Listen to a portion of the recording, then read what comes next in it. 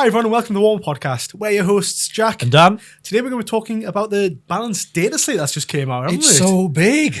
It's massive. And we're having a cup of coffee now because I've been up all night. You need to read it all. Legit. I mean, I like them big, but there is a size when it becomes too big. It's uncomfortable. I wasn't expecting it to be this large of a data slate, like points changes, army changes, rules changes, and a new game mode. I think I'd said to you, and I think I might have even mentioned it on the podcast, I was expecting it to be a bit of a chonker. The last one was quite thorough. I think the last one was the biggest set of changes they've made in addition, if you like. But this is even bigger. Yeah. So this is definitely a sign of how they're addressing balance in the game. They are spending a lot of time on it, that's for sure. There is absolutely loads to get through. We're not going to give you we're not Auspex Tactics. We're not going to give you every change broken down because the podcast will be 2 days long. He's like a well-oiled machine, that man. He can't.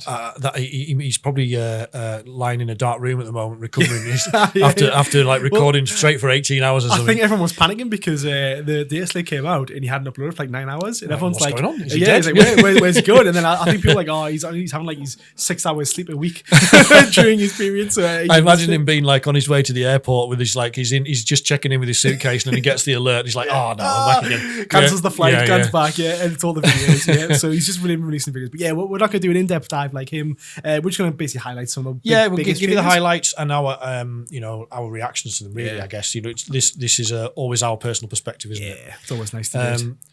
And I mean, before we get into it, as always, please do like and subscribe. The channel's growing at an incredible rate at the moment, which means that we're doing something right, I hope. Hopefully. But please do keep supporting us. It really means a lot. Thank you so much. So should we just get in it? Yeah, let's get into it. But I mean, was it too much? Yes. I mean, it was crazy, right? From the perspective of them working to balance the game and being reactive to making the game better, it's brilliant. Yeah, of course. But dropping it all in one megaton bomb felt overwhelming. Yeah, because there was the balanced data slate. Yes. There was then obviously the Minotaurium field manual. Yeah. The rules commentary. Yes. And the Prior Nexus mission deck commentary as well. Yeah. So I think in total, how many pages was it again? It was 33 plus the points. Yeah. We're looking at probably 50 pages. 40, 50 pages easy. Yeah, it's a lot to take in. Just who has time?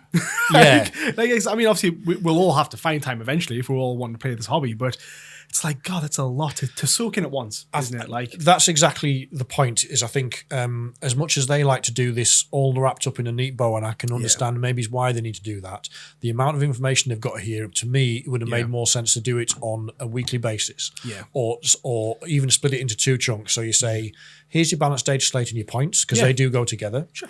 And then here's your rules commentary and your mission deck commentary. It probably makes sense. Yeah. I mean, there was an opportunity for last week just for them to do the points, because then this week is when, I think, because obviously this week is now when everyone should be starting to receive their mission decks. That's the word. Yeah, we should probably talk a little bit about that. I know I'm diverting us already, but we are. You had an issue already, didn't you, with that? Well, I was expecting them to come today because it was released kind of sometime this week, wasn't it? Yeah, it was on pre-order and it's meant to be delivered today. Yeah, got them pre-order. I meant to be coming today. Really looking forward to them.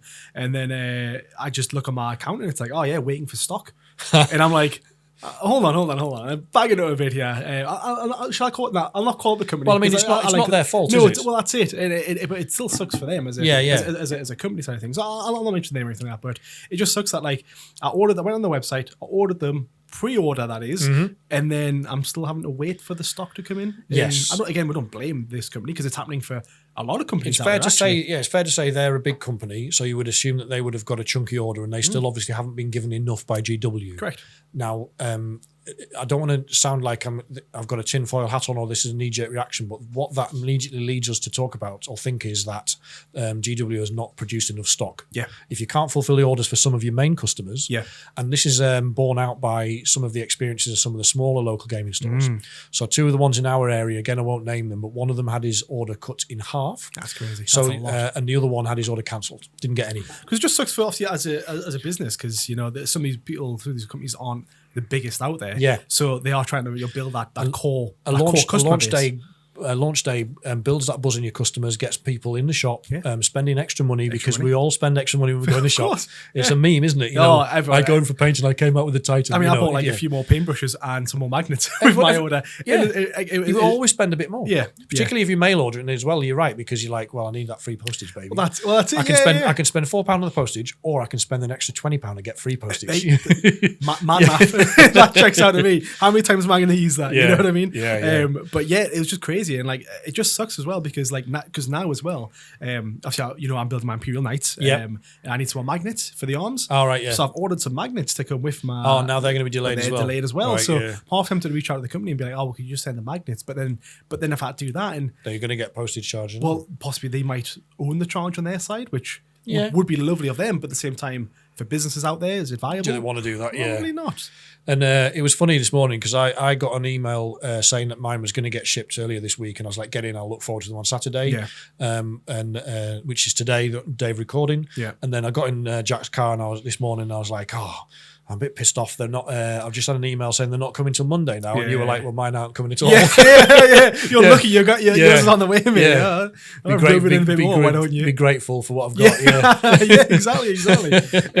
But yeah, it's just a shame because I was playing a game yesterday actually, and probably going a little bit back to the actual how many rules and how much information there was. I was playing a game yesterday. I was getting really annoyed because my opponent, obviously a lovely we were playing the game and he was just like, "Tell me all these rules," and I'm like, where are you reading these rules? I swear I read all the info yesterday. They had the points increase. I read all through all that. I had the faction changes. I read all that. Because that was basically you go onto the Warhammer community website. Yes. And then you scroll down ever so slightly. They got the two documents there. I literally got it on the screen on the screen there. You got the data slate one and the points one. The minutes on field manual. So I was like, great. I was like, I'll read that. Read it, and then obviously we're looking at getting a video put together and all that sort of stuff. And I was like, I don't think there's enough here. And you was like, there's loads. There's too much to carry now. I'm just like, what are you talking about? You're going crazy. And then when we were playing yesterday, he was telling me all these rules, and I was like, where did you read it? He goes, oh, it's just on the website, mate. And I'm like, well, they're not. But on the Warhammer community thing, you got to. It's my fault, and I'll blame. Well, it isn't. It's bad. If we're being honest about it, it feels like they've done it deliberately to try and hide how much information they're giving us all at once. I just don't understand why they've got two prominent links up front, and they've got all of the not the army change, but all the armies broken down on why they've made a change and what they expect. Which is good info. It's nice. I see. I thought it was lovely, and I was like, I thought that was the army information to begin with, and then if you scroll past all that, and again, it's a massive webpage. Scroll right past that. There's then the bit for the download options. So you click download options, it goes right to a different page with then all four of the big changes. So there's the ones that are up front there, which are the two most important ones, I guess, but is the balanced data slate, which is rules changes to your factions, and then the Munitorium Field Manual is your points changes to your factions. But what's hidden is the enormous rules commentary changes and significant changes or commentary on Pariah Nexus Mission deck, which is the new deck which has just come out. Exactly. We can't be alone in this because unless you knew where to look. Anyways, I really hope not because I look stupid right now. But unless you knew where to look for it, you didn't know it was there. I just didn't think of it because obviously I'm a very slow reader anyway. So I was reading that entire page. I was like, all right, this is, I love it all. So I was absorbing it and I was like, well, this sounds really good. I can't wait to see what changes they're going to make. So when I was playing the game yesterday and he was telling me all these rules, I was like, like, what's this? So I got home from the game. I think I messaged you and I think I literally said, am I being dumb? I'm like, where is these rules? And I think I sent a screenshot of that being like, is this the rules? ? And then eventually when I went back on the website, I was like, oh, maybe I've missed a link somewhere. So I scrolled right the way at the bottom, found the link, clicked on it, and there's the 4 pages. And I was like, flaming hell. I wish I'd just seen that prior to my game. So it wasn't the best way to do it, but there is an awful lot to chew through there, and it's going to take a while to sink in as well, isn't there? Yeah. People with multiple armies or someone some kind of mad lad that's trying to learn how to play a new faction just when this has come out, it's going to fry your brain initially. It's going to take a while to sink in, isn't it? Well, you're saying that. I'm actually tempted to not play my Necrons with the new edition yet. Right. Just because I feel like I've got a good grasp on my Necrons. And my Necrons, if you look at the rules, faction changes, not a lot has actually changed for the Necrons directly. We've done a video about that, so go and check it out. Check that out. Ooh, spicy. Yeah. Little plug right there. But no, so like that change... all those changes hasn't been enough to scare me to have to worry about, have I missed anything or anything like that. Good. And lots of my, again, we'll talk about it later, but my lists haven't changed. So I feel like if I go straight into a new army, then it's like almost like a fresh start for me. Yes. It's like, look, there may be a lot there, but I know enough of the rules to get my way through, and I know enough of how the army works to kind of play the game to then learn fresh. And I think that might kickstart my brain into learning it a bit easier. My brain is the same in that it's much easier to just start learning new information than to try and replace old information with new information. Yeah, like, because again, I've talked about before in the last podcast, but like learning the index to my codex for Necrons, there was only very slight changes in the 1 inch move here and a 1 inch move there, which really confused us. So having a fresh start to a new army, probably quite nice. And I think I picked a nice army because it's Imperial Knights. So I've only got like 3 different types of units. So it's like Armigers, Castellan, and the Questorian, I think it is. Yeah, that's right. So it's only got 3 models to learn, which is really easy for me. So there you have it. Jack recommends that you go out and buy a new army for the Prior Nexus mission deck. It's the easiest way you're going to learn all this new information. Yeah, you don't need it anymore. Get rid of it, park it, put it in the shed. Yeah, or donate it to me. I'll take it in. You've got enough already. I think you hit a good point though. Is like getting the reps in is obviously important for 40k in general, but it's going to be more important. The more games you can get in, the quicker you'll pick up these rules. Which sounds obvious, but it's very true. And also, the advice I never take myself, which I'm going to give to everybody else, but is be kind to yourself and your opponents. You need to understand that people are going to make genuine mistakes.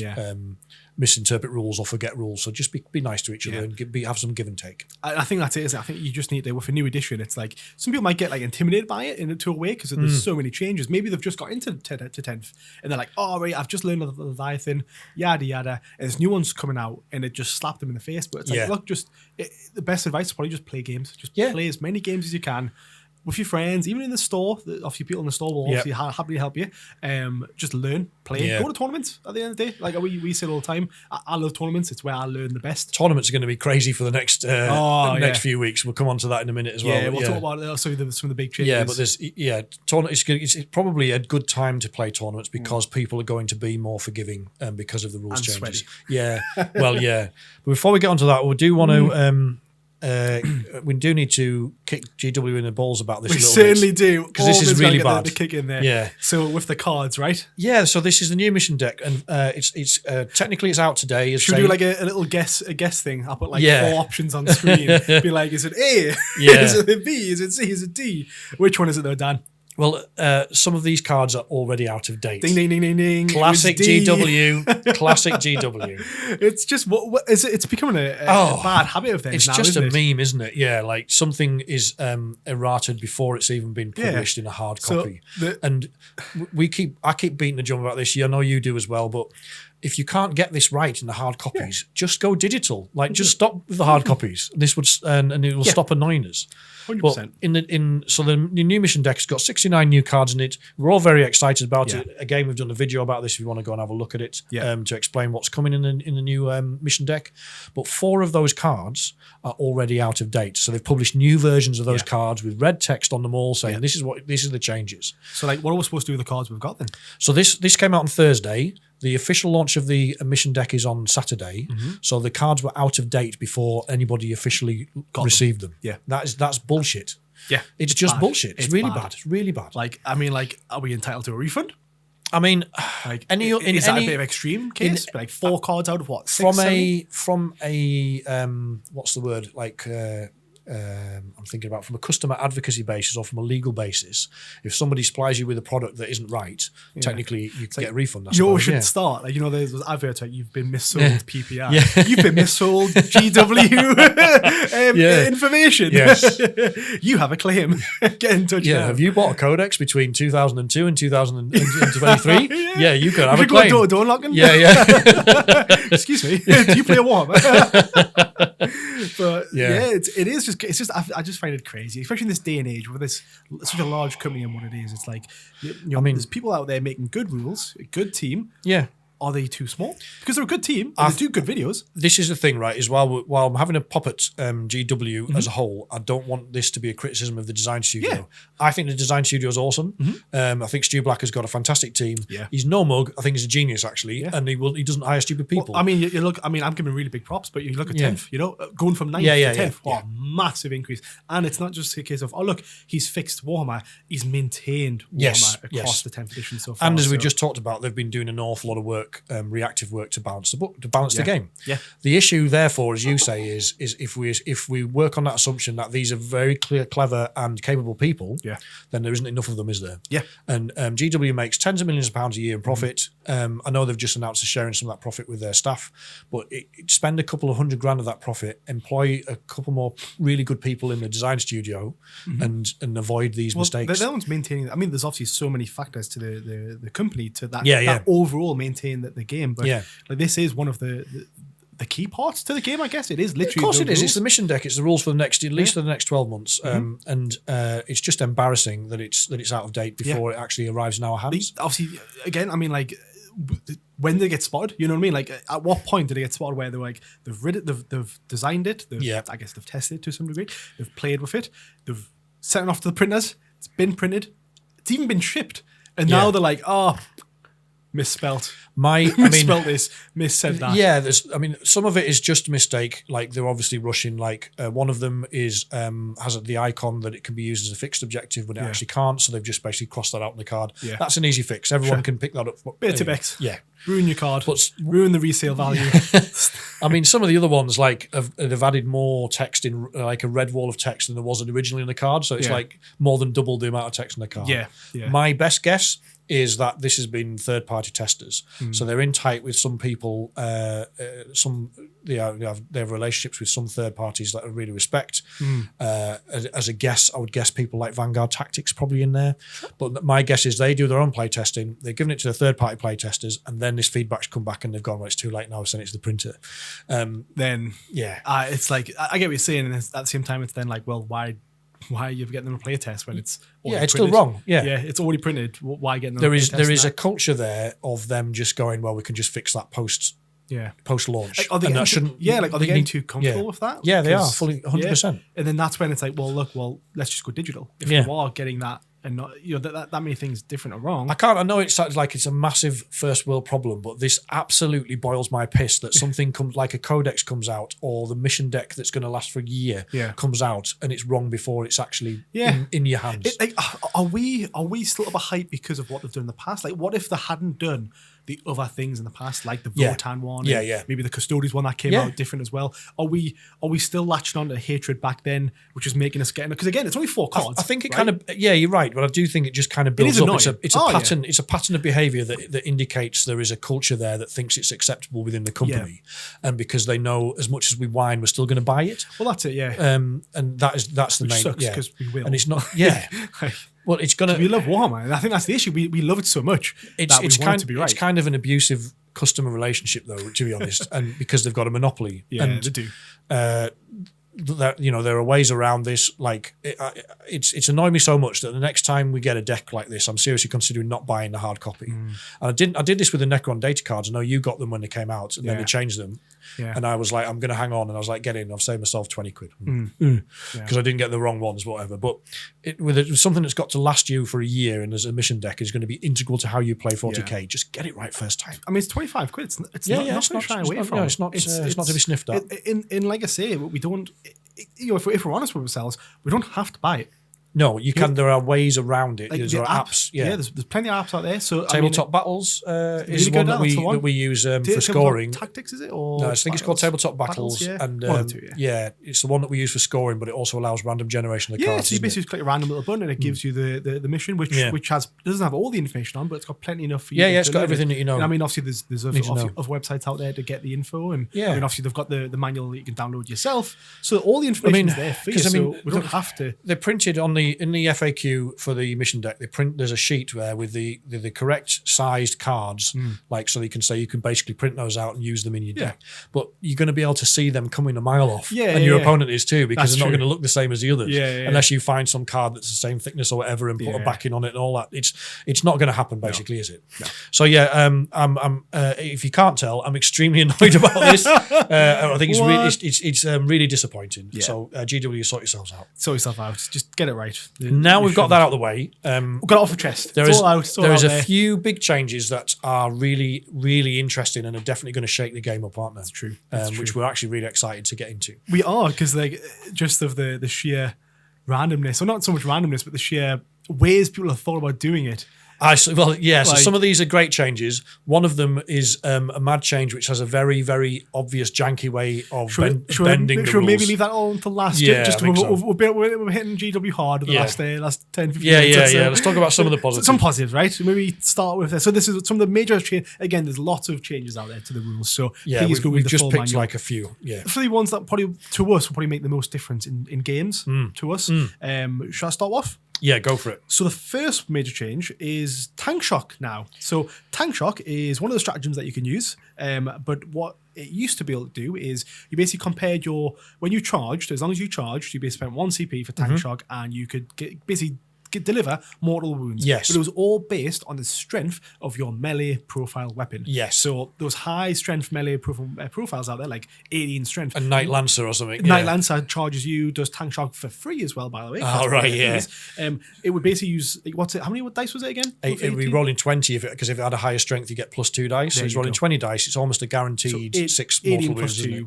Yeah, you're going to basically, because then you have to get 5s, I think. Yeah, on that? You have to get 5s, yeah. So you're going to get your 6 mortal wounds through. And mortal wounds, there's also changed, we can come to later. But mortal wounds, basically, obviously, that was hard to get, that was hard to save against. Yes. Mortal wounds spills over. It's a nightmare. Yeah. And it was free, especially for that type of unit, that was 6 mortal wounds. To a lot of units, that's for 2 Terminators, that's half a tank. It's a good chunk of wounds. It's a chunk of a katana, it's like half a katana, isn't it? Exactly. But that only benefited melee people who had high strength. Yes. Now it's changed though. Well, I had a weird situation where you could have a walker, like a war dog or something, with a high strength weapon. Yeah. That was doing rolling more dice with tank shock than a land raider. Yeah.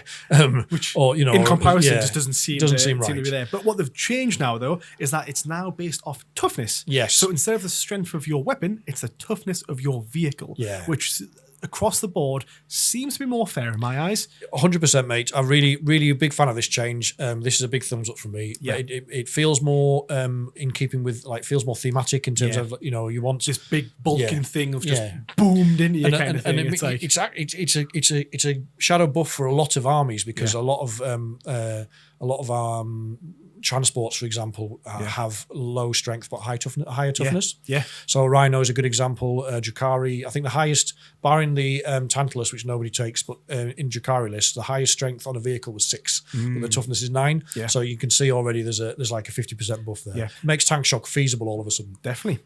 And I think the monolith as well for Necrons. We're going to a bit more of a deeper dive in the other video, but the monolith that was strength 10 and then toughness 13. Yes. So basically, you get an extra 3 dice. Yeah, which is great. And again, that really all of a sudden that makes it quite interesting, doesn't it? Easily. So that's almost because most things are less than T12, so you're going to be you're rolling 15 dice with the monolith. There so you're looking good. Already nice. Yeah, already good. So that's a really good change, which we're very happy with. So we can see that being used. I can see tank shock being used a lot more now. I think so. Yeah, it's going to make it more viable. So let's also watch out from your opponent. Yes, yeah, of course. The next one we're going to leave to last because this is quite a big talking point. So the next one up is I've titled this one "I like big bases and I cannot lie," which is true. This is a big change of moving. First of all, moving through terrain. Yes. So what in as rules before this update, if you have a model that overhangs its base, trying to move it through a gap between say two bits of terrain. Yeah. If it didn't fit, then you couldn't move it through. Yeah. Makes sense. Yeah. It makes sense. What they've done is they've changed that to if the base size can fit through that gap, then the model is allowed to move through, so long as it ends its turn out of that gap, if you like. Over models can't get over it. And I mean, there's a lot of overhanging models. In the Necron video I've just done, used a great example, which was the Ghost Ark is a great example. Ghost Ark because it really overhangs its base quite a lot. Well, it's such a long model, but it technically has a flying base at the bottom. Yeah. So, like typically when you have like a long model, it's typically like a land raider or like a transport kind of vehicle. So like it's like this obviously a rectangle kind of this size. And if you look at the Ghost Ark, Ghost Ark is a rectangle, but it's technically flying and has a flying small base. Yeah. So you made a really good thing where if what you could do is literally just I'm going to take a spare base. Take a spare base, so you can be like, right, that's going to move, and then instead of trying to move the model through, just drop the base in. You can see, does it fit? Yeah, happy days. Happy days. I mean, it's a nice buff for Thousand Suns players because Magnus and his big sticky out wings. Is he's always like trying to fit through these spaces. But generally speaking, it's a way for us to encourage us to use some of more of those bigger models. So like from a Necron perspective, your monolith, like your Tesseract Vault. Tesseract Vault, yeah. So you'll base the bomb. Yeah. So it'd be nice to see, because of the way the game is played these days and the density of terrain layouts, we're not seeing so many of those big models making an appearance. Do you reckon they probably wouldn't, because this would again destroy big units like the monolith and such, but do you reckon they would get rid of? Do you reckon they'll then say flying bases can no longer do that? I don't know. I will see. I mean, the other thing they've done is overhang, which is a really interesting one for some of those units like a Tesseract Vault style, or a Magnus or a what's the Death Guard one, Mortarian called? Anything with wings, basically. Yeah. Is that they in the rules before this data slate, you couldn't, none of the model could overhang the board edge. Correct. But what they're saying now is that as long as the base is on the board, the bits of the model can overhang the board edge, which is again just making it easier to get around the board a bit. It is, and it just like it avoids that awkward conversation of like, oh, I'm going to move my night side favour up here. It's like, oh, well, your cross-on wing is kind of hot on the edge. Yeah. So it now gets rid of that. It's like, no, look, if you look at the base is firmly on. Yes. I am fine kind of thing. So it's quite nice. It's good. And it's going to help a little bit with like deep strike and strategic reserves as well. It gives you a little bit more space to come on. It's a nice change. Yeah, I mean, I'd probably almost say it's simpler. Yeah, I think it is. Yeah, it's easier to move, less contention, and it's obvious. Like, look at the base, I'm on. Yeah, happy days. Good. Next one then, maybe. Yes. Indirect fire. Yeah. Now, if you're a guard player, this is sad times, but for the rest of us, it's quite happy. Happy days. Even the Space Marine one, where the Desolators. But yeah, so basically, indirect fire. It's a bit of a nerf now. So they can indirect units who cannot see the target that they're shooting at have a flat 4 to hit. Flat 4+. They cannot get any benefits or any units that are close by, like maybe Imperial Guards giving an order to the indirect Basilisk. It's like, right, I'm giving you an order to +1 to hit. That does not count. If that Basilisk cannot see that unit, you are hitting on flat 4s. It's like for those of you that played 9th, it's like an indirect fire version of transhuman physiology. The best you can ever buff your indirect fire to is a 4-up.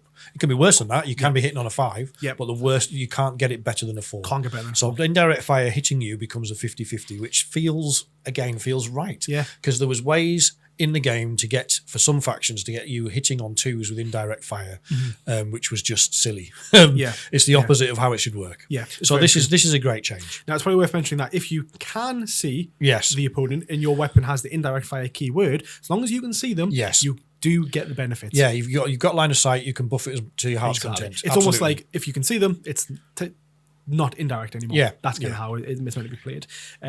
So basically, just no more of the silly buffs that people can get, like the Desolators sitting in the back end, they've got +1 to hit, so they're hitting on 2s now. It was no more of that. No more of that, which was so good. Really good change. It's very sensible. And probably one that will probably change a lot of lists. I would say.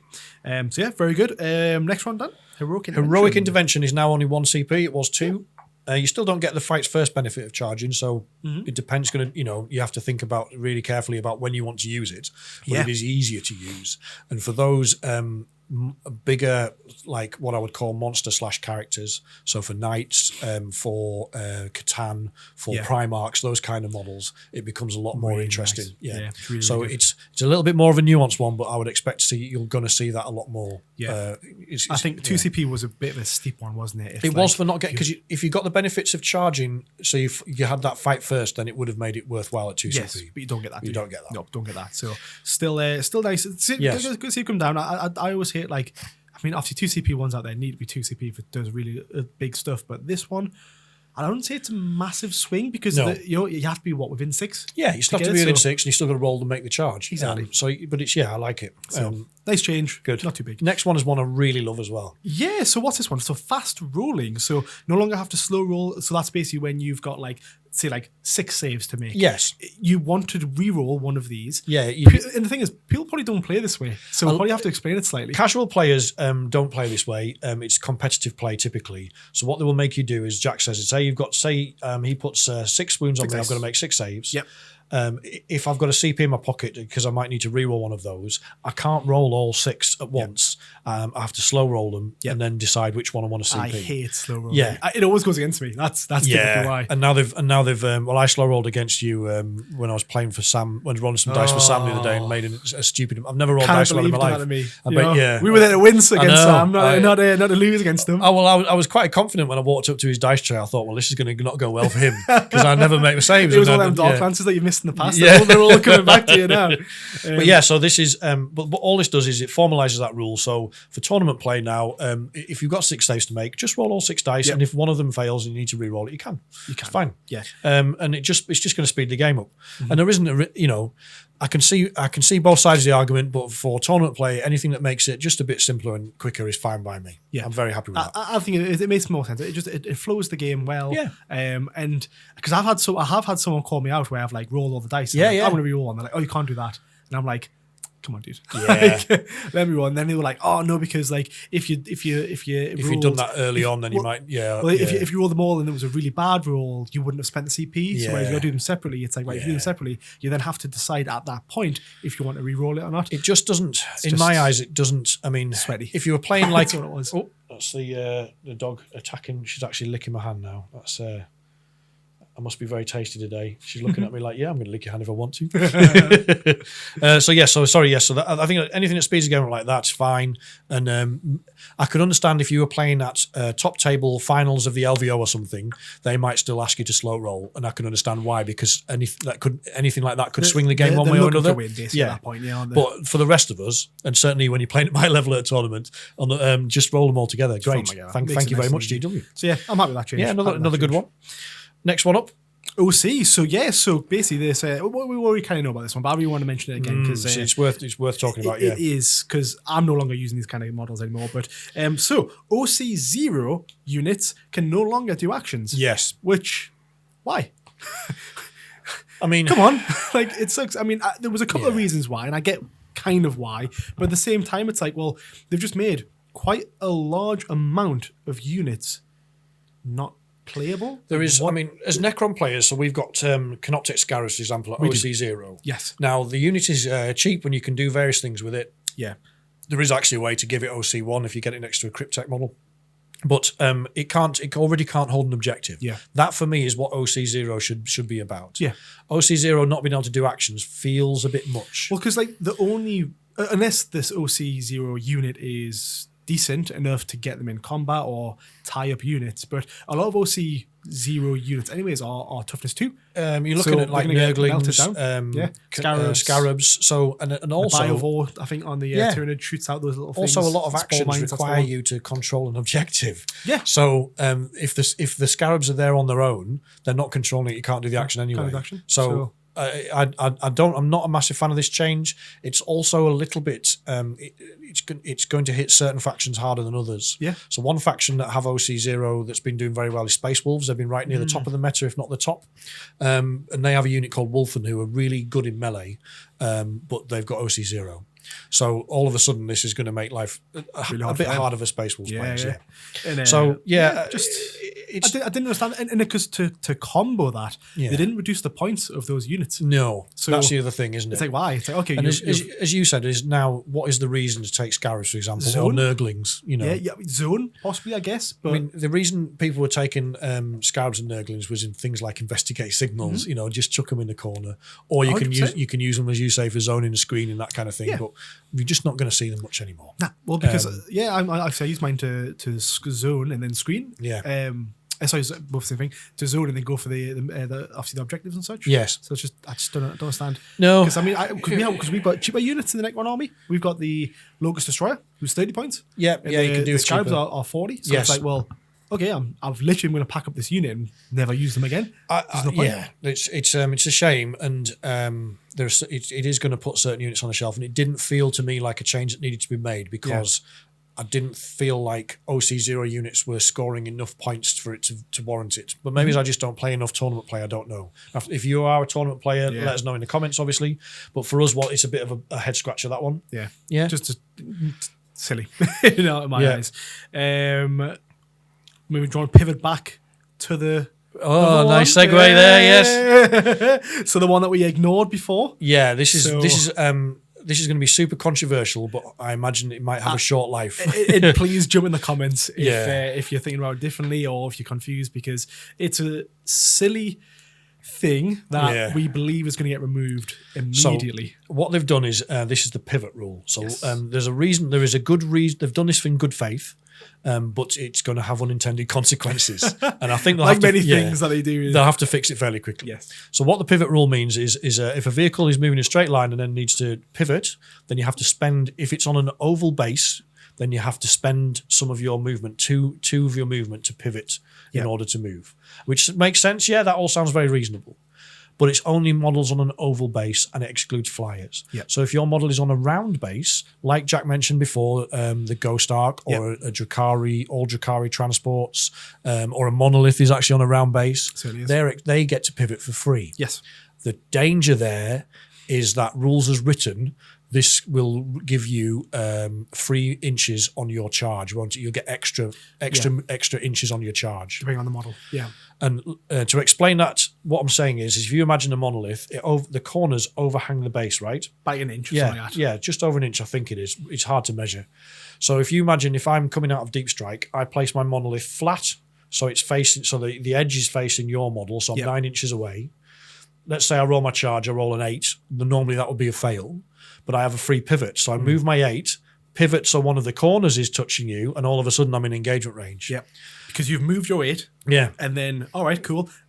By rules, I'm allowed to pivot. Yeah. Because it's part of my movement and it's part of what I can do. I choose to pivot, right? Now, part of my model is now in engagement range / model touching distance of your model. So now we are within engagement range and I have made my charge. And that if you're charging, charges out of Deep Strike can often change a game. Yeah. So if your opponent can take inches off that charge, it's going to be really janky. Yeah. And it's not something I'm going to be personally using. I say that now with a straight face. If I'm losing a game and I need to make it, you're getting desperate. You're like, I'm not going to have to do the well, I mean, cheese. there are bigger edge cases. So if you think about, for example, I'm a Dark Eldar player as well. So our Raider, the transport, is very long and thin. So again, if I put that flat to you, and depending what kind of, there's various spiky prows that you can put on it, and one of them is quite long. Yeah. So if you've put the long spiky prow on it, I come in flat to you, and I can make a 6-inch charge, turning my boat around so that the prow is facing you, and I'm in engagement range. Yeah. So a 9-inch Deep Strike charge becomes a 6-inch Deep Strike charge.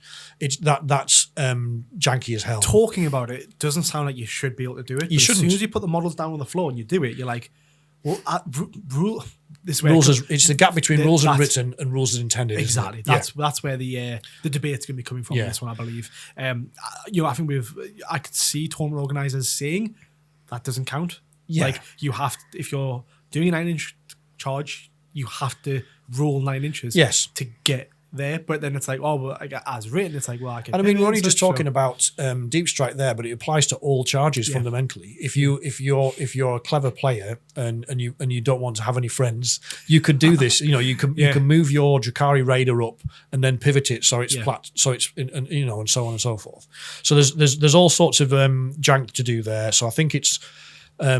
See, the only thing I could overrule this, and I did have a little glance at this beforehand, but the only thing I could overrule is if it was like a rules commentary or something that said, or some of us sort of rule out there that said, no, you have to get the 9-inch charge. I would imagine a sensible tournament organizer is going to say you can't pivot when you charge. Yeah, which would make sense as well. Yeah, but at the same time, then it would then also that's going to penalise some charges. Exactly. I just overall, I didn't see why we needed it when we first came out. The 2-inch charge. It's on, and to me, it just felt fine to me. Like, if I had to get this base again, thinking about the monolith because it's nice and easy. It's a triangle. So if I had to get this corner to this side, well, I knew in my head, all right, well, I just have to measure from that corner to that location. So in my head, I just don't understand the change. I'm just like, well it's why pay 2 inches when to pivot sometimes may cost more instead of just moving it from the corner of the monolith to this corner. For 95% of the game playing population, this was not needed.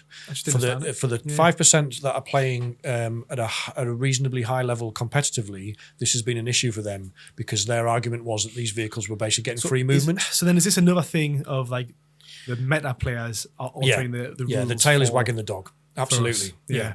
That's my belief. We've seen it before. We've seen this before with the terrain rule where the unit was like an inch away from the the wall. Yes, in the end of 9th edition this was, wasn't it? Yeah. End of 9th edition, if you were an inch away from... So a rule came in basically saying that you had to be within like base to base or engagement range. So the issue was if you, and people still do this now, is that you position your models, say you're in a ruin, but you say I'm an inch away from the wall, because then most models can't get their base on that side of the wall, out for bigger base, and you're out of engagement range, so they can't charge you basically. You have to come round. They'll go right round. Yeah. And at the end of 10th, they tried to change that to stop that happening and said, well, as long as you can get within 2 inches of the units, end of 9th, beg your pardon, and as long as you can get within 2 inches of the unit, you can charge. But then what happened was people making 7-inch charges out of deep strike, same things. It just got abused. Exactly. So within a few weeks, they had to say, actually, we're going back to the old way because that doesn't work. Yeah.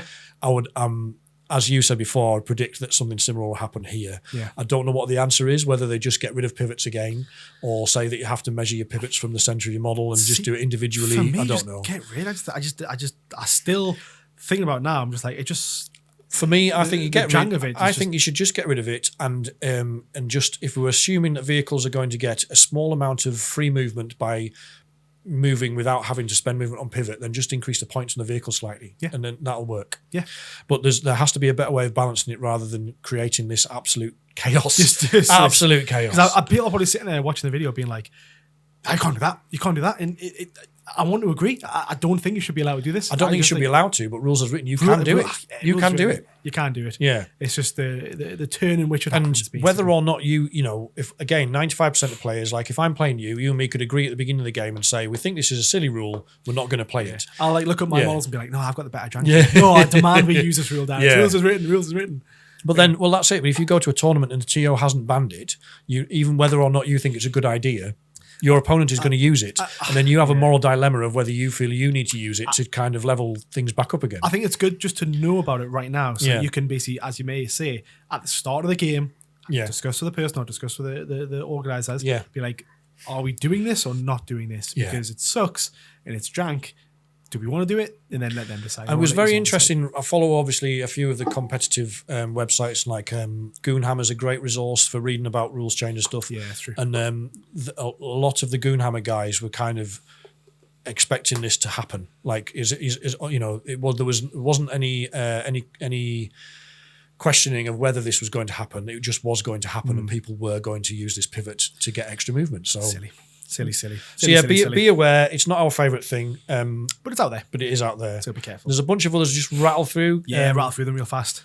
Do you want to start us off? Kick us off? Yeah, for sure. Hazardous now does 3 mortal wounds, but they don't spill over. Yes. So happy about that. I'm not bad. You know, I just like. I think it's reasonable. It means like because Space Marines like firing a plasma gun and then getting 1 mortal wound on or whatever on another one. Yeah. Or if you're only on 1 wound and then it spills over. So it just makes it a bit.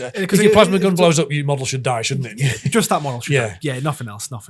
If it's infantry, obviously, if it's a flat 3 on vehicles already, I think it was for dreadnoughts and stuff. But speaking of these, dev wounds are now mortals again. Yeah. So this has changed back and forth, but they don't spill over either. Yeah. So it means that abilities that would save against mortals will now eligible to save against dev wounds. Because the reason why they made the change for is because a lot of units out there have abilities to save against mortals. Custodians in particular, wasn't it? Exactly. Yeah. So they were like, oh, well, I've got saves against mortals. It's like, oh, well, this is dev wounds. Doesn't count. Yeah. But now they've basically said, okay, well, look, if your ability says like, oh, you get a save against mortals, they're the same thing to a degree. Yeah, to a degree. They're not the same. They still don't spill over, but any saves that you have. It's not it's not simplified, not simple, but they've had to change it for good reasons, and it's a happy compromise, I think. It is. It definitely is.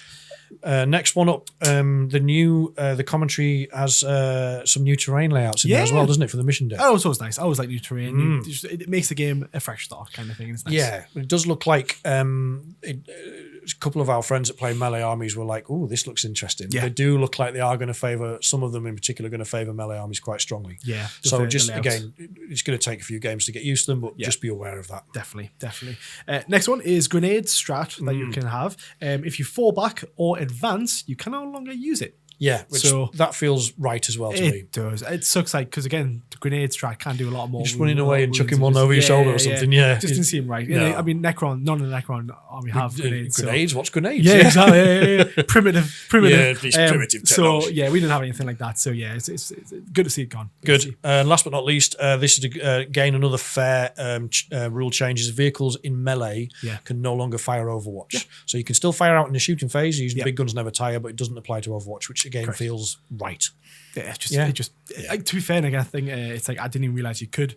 I mean, I knew you could, but like I've never done. I always see them in combat, and I'm immediately like, I'm not going to fight. It's tagged, so I can't fight. Yeah, I think a lot of players have played it that way. I think there's an argument on the other side though, because I think people will say, well, but it's Overwatch. It was going to be 6s anyways. It doesn't matter, kind of thing. And it's kind of like, I get what you're saying, but then like there's some vehicles with some naughty flamers. That's the one. When like when you have a full tank full of flamers, it's like, no, I don't like this. No. I don't want that. Yes, so, especially those open top ones. So I'm not having a good time if I'm getting flamed by a vehicle in melee.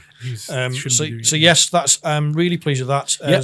Something else that you very rightly raised, which has been. Anytime I have the opportunity, I will fight this. You are not alone. Everybody's been discussing this for a long time, and it seems weird that they haven't fixed it. Just fly. Just fix fly. Yeah. Like why again? There's so many reasons. But I want to drive on this straight away. But the Catan has fly. Yes. But you can only move 6 inches. Yes. I can't get above stuff. You can't get up and over terrain. Yeah. And the base is too big for us to sit on top of it. Yeah. So I've got to go around. This was one of the areas that they made more complicated between 9th and 10th. Fly worked fine in 9th. You just moved in a perpendicular straight line through things for your movement value. Made perfect sense. And again, if that was giving things too much movement, if like a jet bike has movement 14 and it was getting too far up the pitch, we're watching too much football, up the table, then just change it to 12 inches or something. Yeah. There's ways to modify that to make it so it's not OP. Exactly. But at the moment, it's just it's bullshit, isn't it? I hate it. So move on swiftly. Make fly great again, please. Always. Rattling on then. Now this is an interesting one. Yeah. We always usually talk about which factions we think are winners and losers from a balanced data slate, but I think it's fair to say that's a difficult question. It'd be good once we get some data under our belt. We can kind of see the numbers and the players playing and such of that, and obviously the lists that come out of it. But so far, at a glance, I can't see any massive winners. And even looking on like some of the the Discords, Reddit, and all that sort of stuff, I've not seen an army kick up a massive fuss. There's so many variables as well, but if you just what they're normally looking at as players is we're normally looking at the points and the faction data slate. Yeah. So what's changed for my faction, and they nerfed most of the leading factions in one way or another, and it's very difficult then to sort of pick one out of the mid pack to say who's going to replace them. Yeah. Because I mean, like, see, they've obviously improved the what was it? The Dectus Mechanicus, right? Yeah, they got a massive points increase, nerf. They got big points nerf. Yeah, but they've got like loads of changes. Much stronger rules, and I think the points nerf will actually be welcomed by some AdMech players because they're having to put a lot of models on the board to make 2,000 points. Yes. So this is probably welcomed in that respect. Yeah. And the rules look good, but the fact they've got this big nerf is probably going to stop them from being too OP. We'll just have to wait and see. Sisters, new codex, everyone was like, whoa, this looks really strong, but they got a big hit on points as well. So again, that's probably feels good. Even Grey Knight's got a few little hits as well. Yeah, they did. I noticed that, and I was speaking to a few people, and they were just saying that, like, yeah, we've been hit, but we've turned in 10th. We've turned into an elite army. So, and obviously their rules that they've got are quite good. So again, it was a nice balance. Yeah, they seem to have done a good job. I mean, I'm really happy with the Necron one. The Necrons didn't get hit as hard. Catan not getting a points increase was mental. I don't know how they're fading past all these nerfs and that, but keep on getting past it. Again, I'm surprised that I mentioned it briefly before, but the OC 0 units not going down in points. Yeah. That took me by surprise because I honestly think that'll get addressed in the next one. I just don't see them ever using them again. No. I think they'll have to make them cheaper or people aren't going to play them. What's the point? Yeah. It's a very good point. Tyrannids, you made a couple of points down here, though. That they are looking a bit more like Tyrannids now, which is nice. They're looking a bit better. Although, again, I think this is primarily to do with some of the other detachments out there because a lot of people bring on like the Swarm and Legion and such. Which do well. There are Tyranid detachments out there that do well, but there's like the Crusher Stampede that just has no synergy. Yeah, and they really struggle with abilities. So some of the things I wanted to just quickly write down was they've got now, if they're in synapse range, so any model that gives off synapse of 6 inches, any unit within 6 inches get a +1 to their strength. That's good. Nice. Yeah. Shadow in the Warp, so that's like their ability that they can do once per game. Whenever each unit has to take, so whenever they do Shadow in the Warp, every unit on the opposing side has to do a battle shock test. Yes. Now they have to do that at a -1 to their leadership. So that's making it a bit harder. That's when it's when you've got a unit within 6 inches of my unit. My unit's -1 leadership when it takes its battle shock test for Shadow in the Warp. Yeah. So, but it gives it much more play.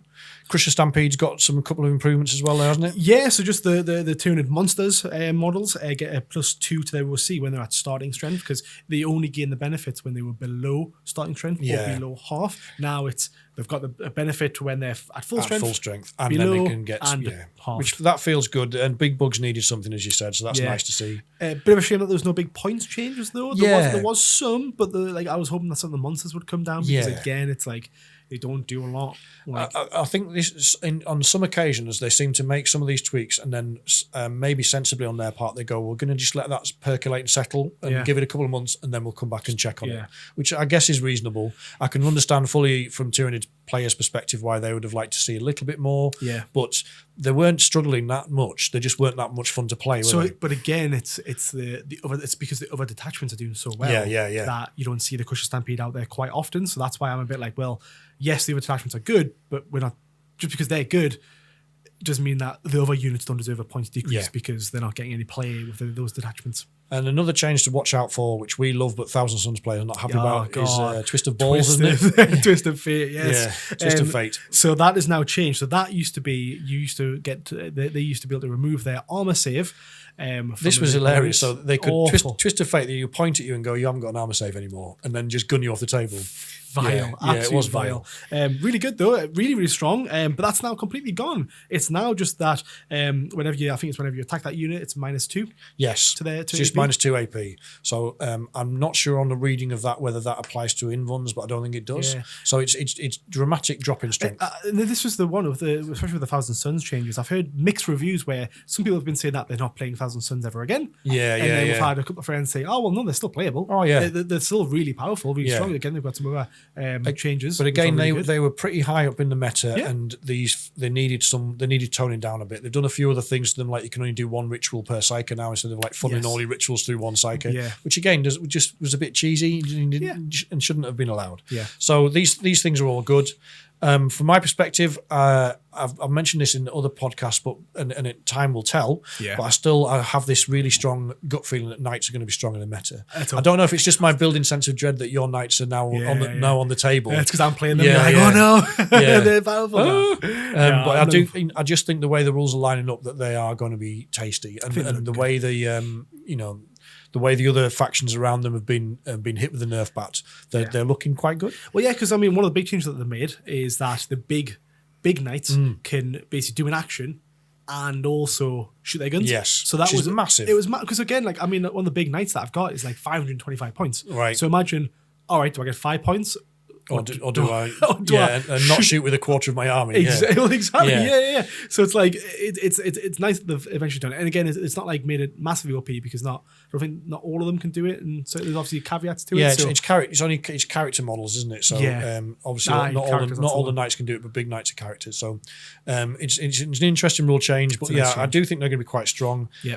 Again, this might be my mountain dread because one of our friends, Dan, has just built a Chaos Demons army. Demons, yes. They're looking pretty sexy. Points decrease across the board, right? Yeah, the nerf to Nurglings will impact their scoring a little bit, I suppose. But Greater Demons now give them the 6-inch aura for their version of Shadow in the Warp. So instead of having to control the midboard objectives, if you're next to within 6 inches of a Greater Demon, you're getting those buffs, which makes them really interesting. Yeah, it's really good, really good. So scary to see that, but looking forward to them as well. But mainly, I mean, apart from my massive rant about the cards, and also this crazy pivot rule, overall, this is, while it's a lot to take in, there's some really exciting and positive changes to the game.